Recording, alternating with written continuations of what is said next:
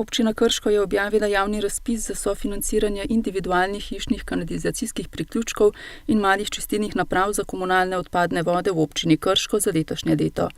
Maksimalna višina upravičenih stroškov za posamezni stanovanjski objekt znaša 2400 evrov z DDV, upravičenci pa lahko s tem tednom že oddajo vloge na sedežu Centra za podjetništvo in turizem Krško. Župan občine Brežice Ivan Molan je skupaj z ožjo delegacijo in s predstavniki Posavskega muzeja Brežice obiskal glavno mesto Republike Severne Makedonije.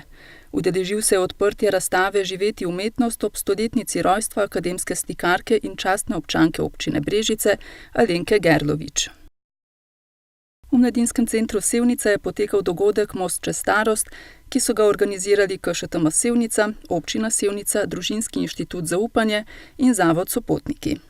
S tem so se organizatorji pridružili vseslovenski akciji ob dnevu za spremembe, ki ga koordinira Slovenska filantropija pod letošnjim naslovom Odpravimo diskriminacijo.